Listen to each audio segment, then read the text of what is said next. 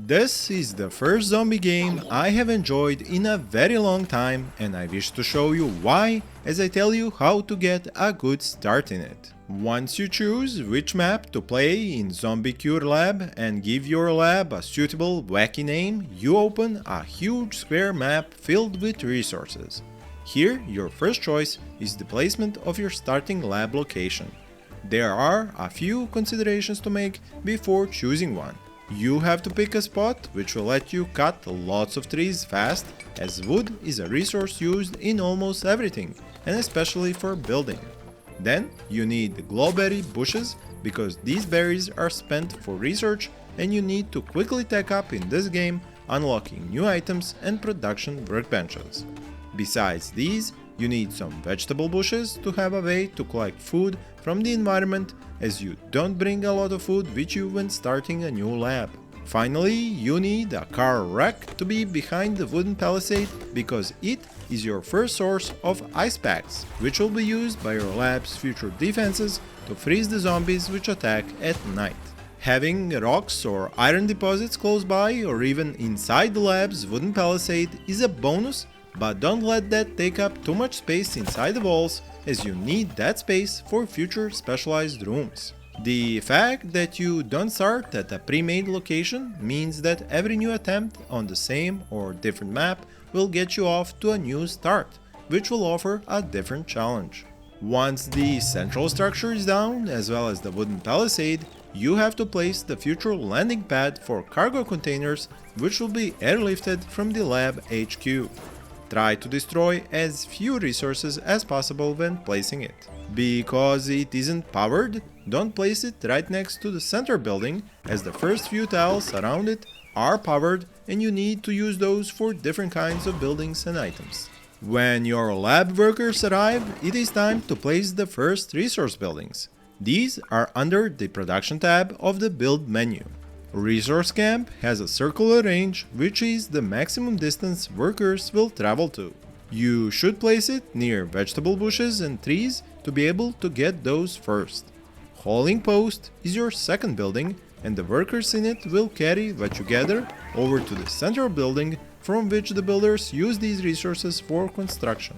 Once the resource camp is built, max out the workforce and turn off all the resources for collection except wood and vegetables. Then you need one more resource camp built near the glowberry bushes to be able to collect them, and also, very importantly, to clear space for future constructions. On higher difficulty levels, there are fewer starting lab workers, so to max out the workforce of the second resource camp, you need to reduce the number of builders and probably haulers as well. At this resource camp, you leave only the collection of glowberry on and turn everything else off. As the workers clear out the section of the bushes, and if you have cut down trees, if you had any nearby, you can move the resource camp to leave the space completely empty. A builder will come by and relocate the camp. Now you want to use this spot to set up a kitchen with at least 70 to 80 squares. After walls are planned out, a door must be added as well as a dining table. Now, while you wait for that to be constructed and items crafted, which takes a while, you can start to prioritize resource collection on the stuff that is close to your resource camp and which can be harvested quickly to clear more space for future specialized rooms. Trees, glowberry and vegetable bushes are easy to clear out as they don't hold too many items each. When you click on any of these, you can press the number 6 key on your keyboard or the star icon in the options menu on the right bottom part of the screen. This makes that item the highest priority for resource collection for the workers working in the camp, which has that resource in its range. After all this is done, you can let your workers in the resource camp, which has a car with the ice packs in its range, to collect those by allowing ice packs in its menu. One of the things I like about Zombie Cure Lab is how its art design doesn't take the post-zombie apocalypse setting very seriously, and all the characters, items and buildings look wacky, almost cartoon level funny. I know some of you prefer the serious and dark strategy builders and survival management games, and I have certainly covered many of those in the past, like Ixion for example. link up here and in the description. If you want to speed up clearing part of the space for future specialized rooms, you can overlap the work areas of 2 resource camps and keep only those trees and other resources prioritized for collection.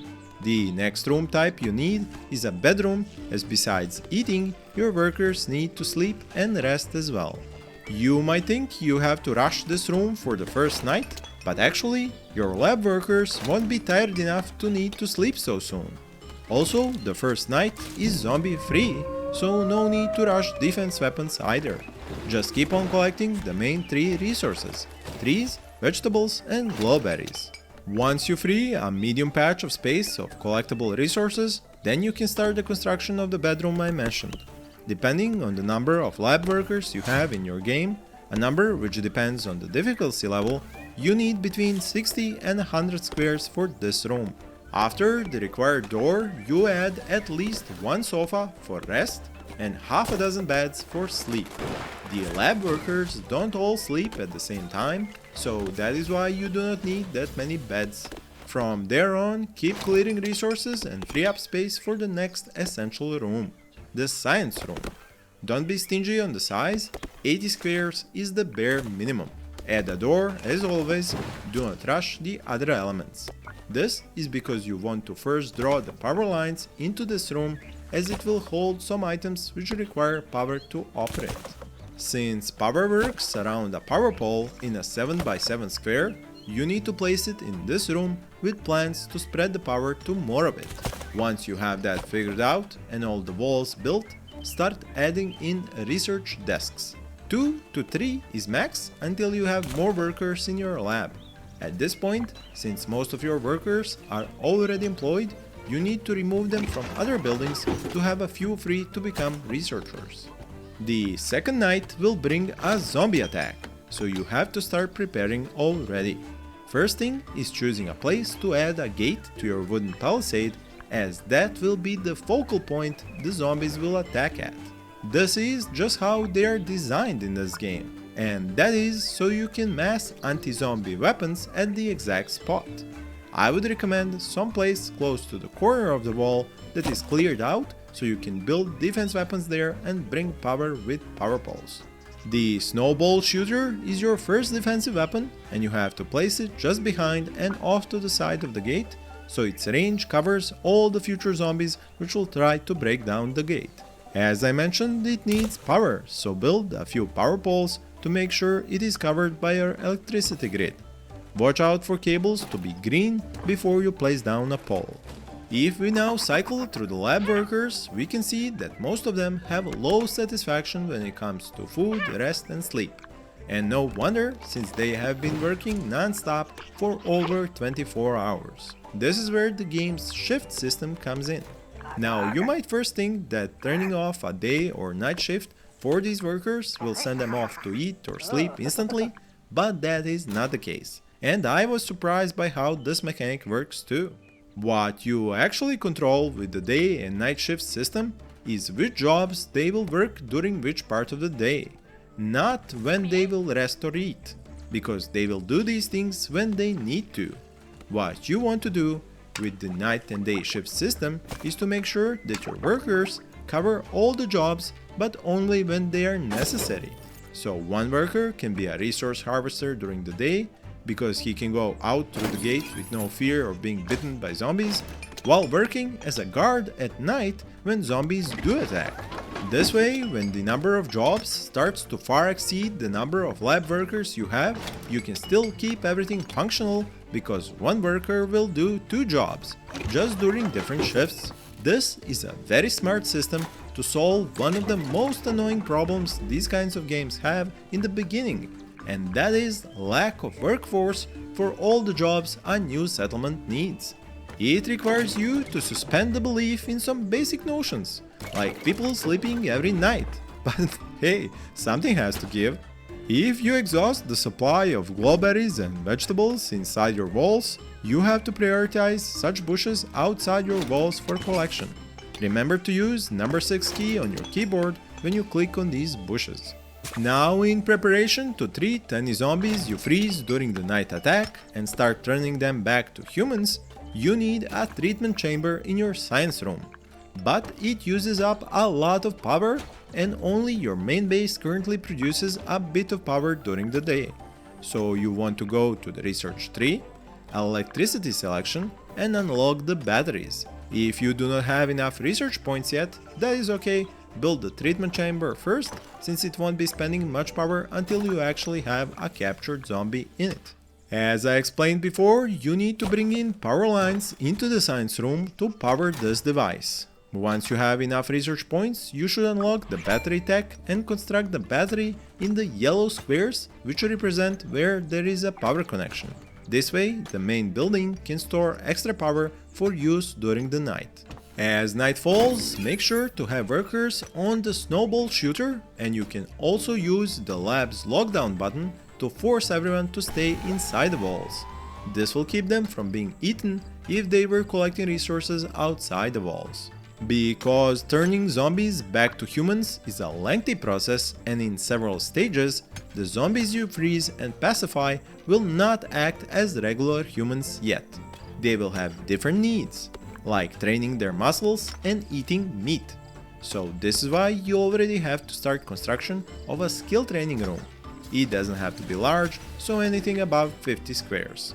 On the snowball shooter, make sure to set the target weakest option to freeze as many zombies as you can during their attack. On this map, they will be coming from two directions and converge on the gate. Don't worry, you can repair it even as they damage it, so they won't be breaking in on their first try. Your workers will now shoot them, chilling them down until they actually freeze, which can take a while to do, so prepare for a lengthy siege and man your treatment chamber.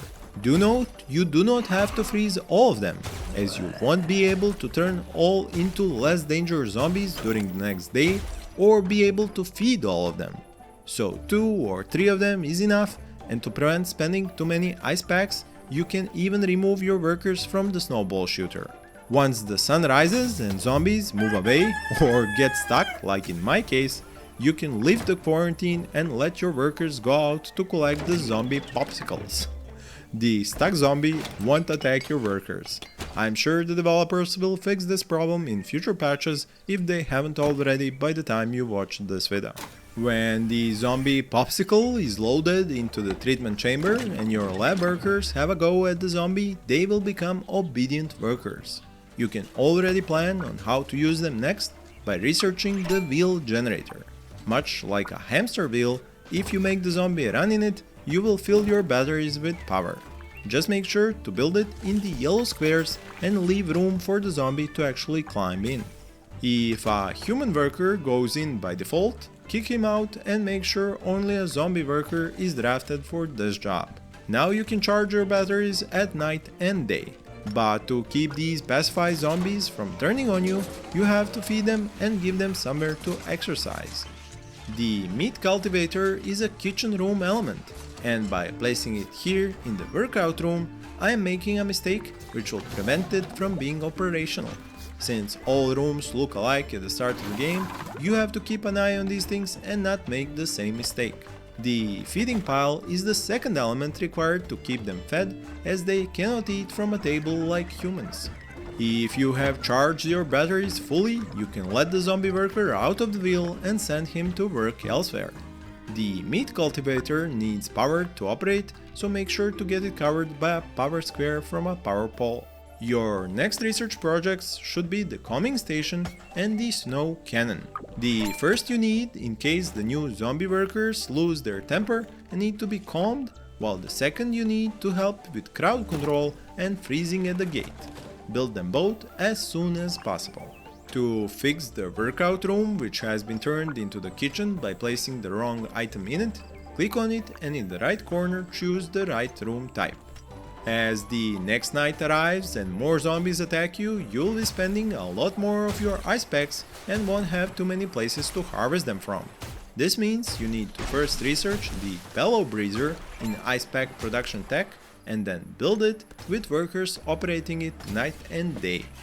If you end up having more pacified zombies than you can feed, You can go to the world map, click on the lab HQ, and send them some of your zombies while bringing back free resources the HQ generates at a slow rate. This will also unlock your progress towards the next level of the cure for zombies, getting you closer to turning them back into humans.